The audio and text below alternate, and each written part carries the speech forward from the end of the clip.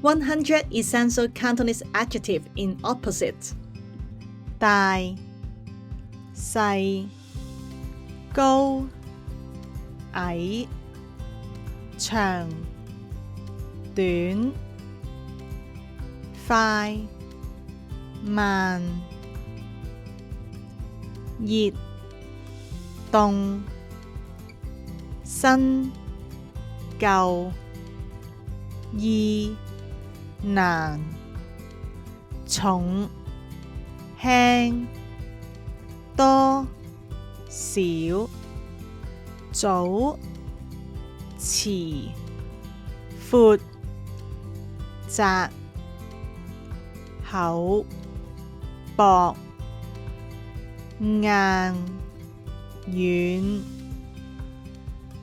乾、濕、正、嘈、光、暗、白、黑、滑、鞋、香、臭、滿、空、飽、餓、真、假、好、壞、貴、平、有錢、窮、肥、瘦、安全、危險、開心、傷心、聰明、蠢、勤力、懶、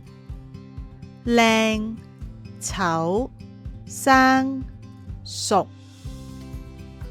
謙虛、自大、成功、失敗、深、淺、遠、近、鬆、緊、生、死、老、後生、笑、喊、粗、幼、緊張、輕鬆、直、彎、清、濁、強、弱、健康、病、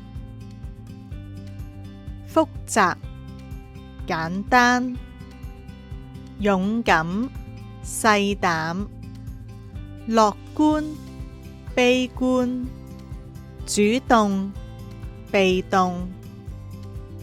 Thank you for watching till the end. If you want to learn Cantonese, I have a free gift for you. Please download the Cantonese Starter Pack and the Measure Word List, the link in bio.